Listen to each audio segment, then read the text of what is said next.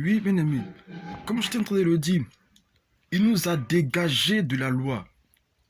Dégagés de la loi. Mais maintenant, nous avons été dégagés de la loi, étant morts à cette loi sous laquelle nous étions retenus, de sorte que nous servons maintenant dans un esprit nouveau.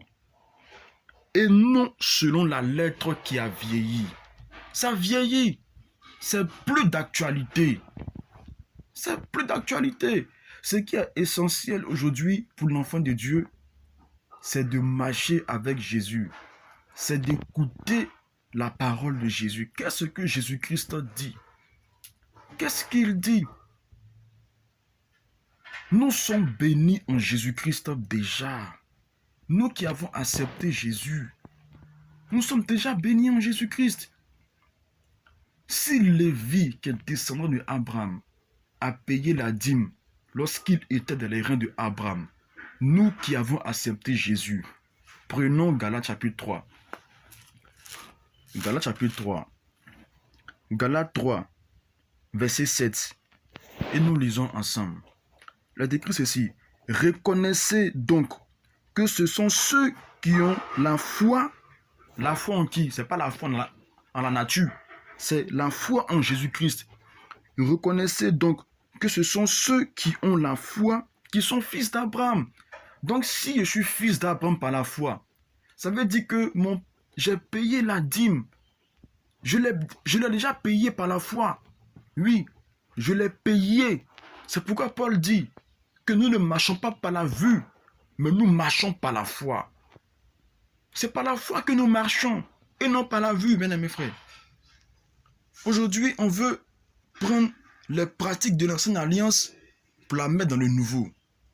Non, c'est pas normal. C'est pas normal. Le chrétien est déjà béni. L'enfant de Dieu, celui qui a accepté Jésus, est déjà béni. Il n'a pas encore besoin d'aller créer une bénédiction quelque part. Christ dit tout simplement de prendre courage. Il dit, vous aurez des tribulations dans le monde. C'est ce qu'il a dit lui-même, Jean 16, 33. Vous aurez des tribulations dans le monde, mais de prendre courage, parce que moi, Jésus-Christ, j'ai déjà vaincu le monde. Et il a dit, je vous donne un commandement nouveau. Aimez-vous les uns les autres comme je vous ai aimé. C'est ce qu'il a dit. Il n'a pas dit, toi tu payes ça, tu payes ça, tu payes ça, tu payes ça, tu payes ça, tu payes ça. Mais donc pourquoi aujourd'hui dans l'église, il y a ces gens d'enseignement-là? Pourquoi? Pourquoi on n'utilise seulement que la dîme et on ne pratique pas aussi les autres lois de l'Ancien Testament? Fallait que nous tous, on soit divisés en tribus également. Fallait qu'on soit divisés tous en tribus de Juda, d'Israël, de trucs, de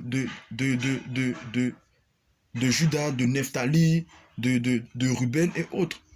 Fallait qu'on soit divisé en tribus, mais ça n'a pas été la volonté de Dieu.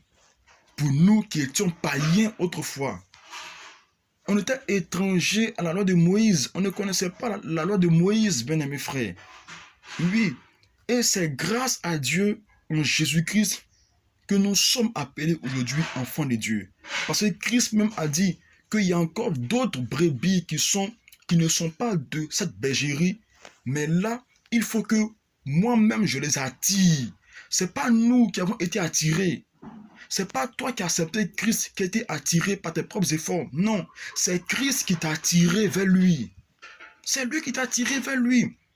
Donc celui qui t'a attiré vers lui, on ne peut pas venir te mettre dans un jeu qui t'est étranger.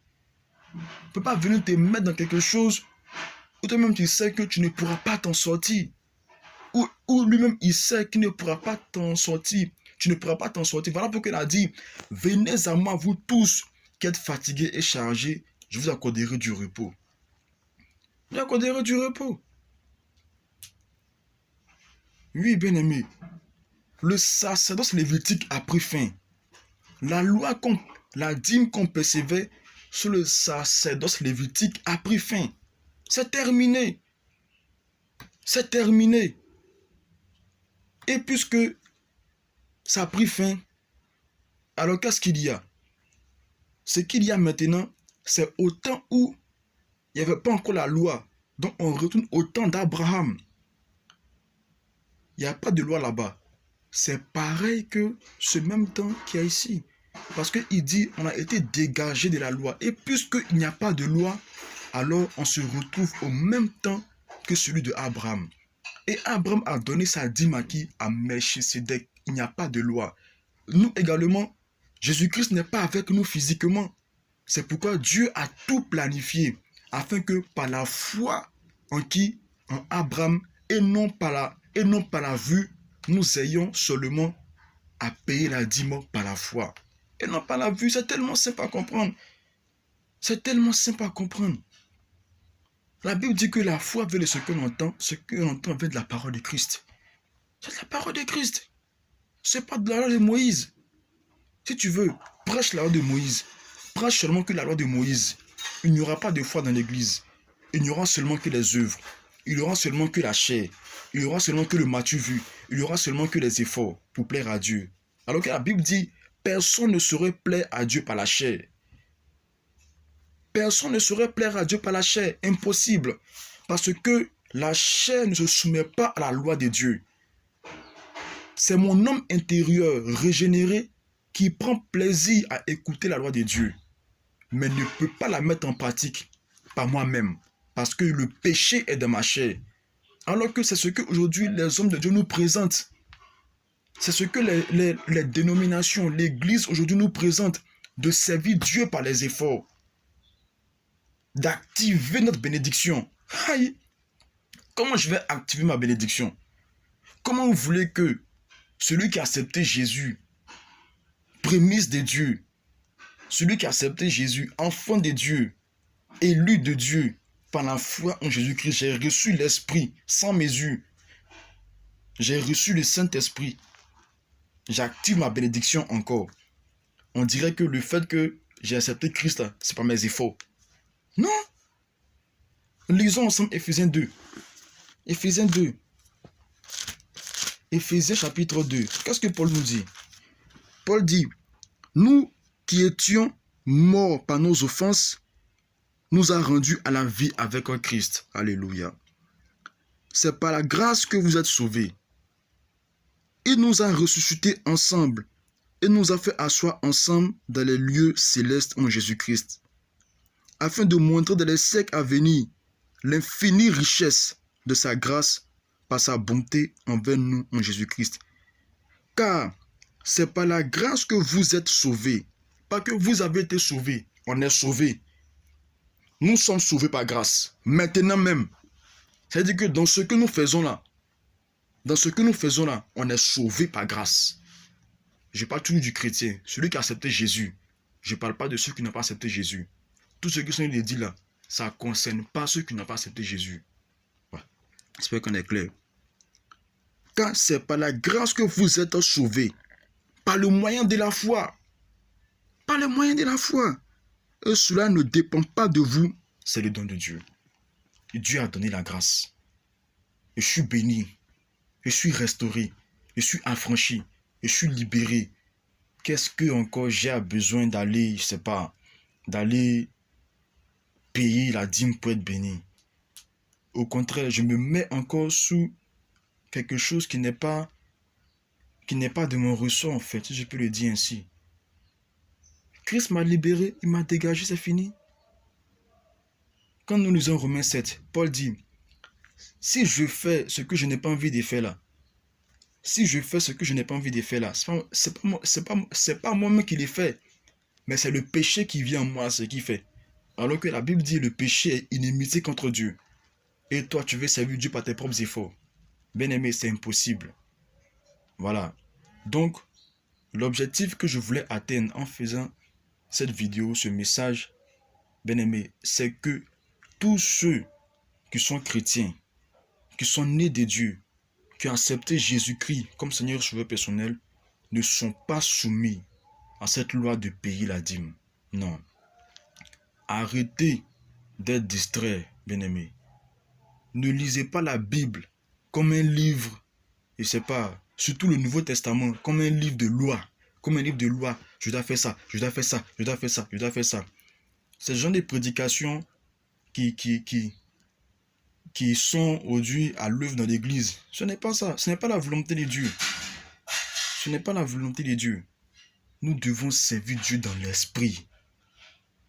Servir Dieu par la foi. Paul dit, il faut que je vois briller de votre cœur la splendeur de l'évangile de la gloire de Christ. La splendeur de l'évangile de la gloire de Christ. Oui, bien-aimé. C'est ça, l'évangile doit briller. L'évangile doit briller. L'évangile doit briller dans notre cœur. On doit servir Dieu en esprit. Dieu est esprit. Il faut que ceux qui l'adorent en esprit et en vérité. En esprit et dans la vérité. Toi, tu penses que par tes propres efforts, tu peux servir Dieu? La dîme, je paye ma dîme, je paye ma dîme, je paye ma dîme, je paye ma dîme.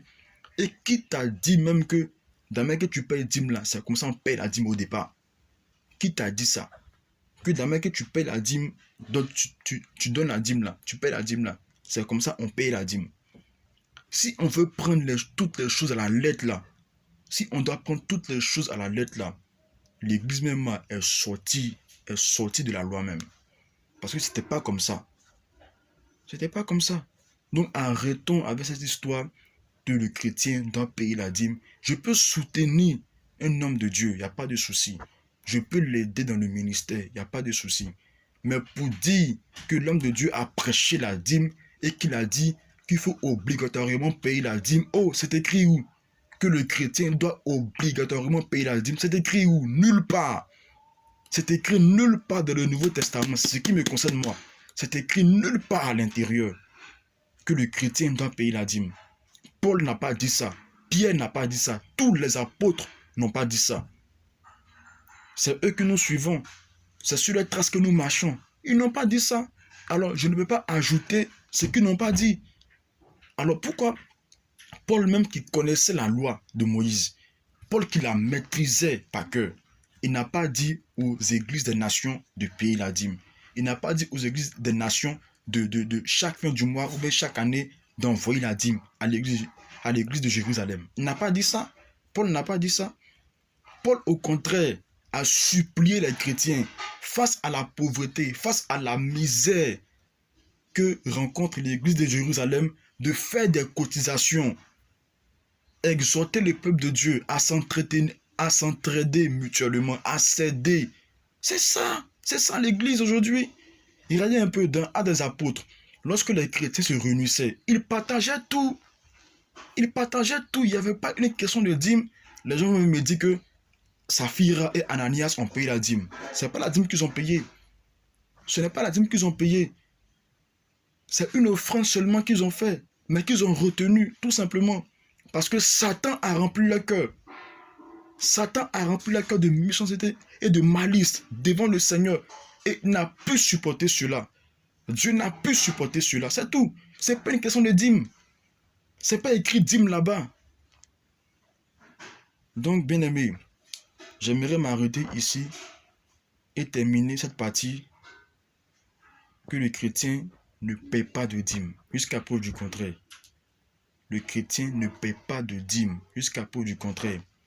Vous qui avez accepté Jésus, soyez libérés de servir Dieu comme vous pouvez le servir. Soyez libérés, ne vous stressez pas, ne vous mettez pas sous un autre joug qui ne vous appartient pas. Mais maintenant, nous avons été dégagés de la loi, dégagés de la loi.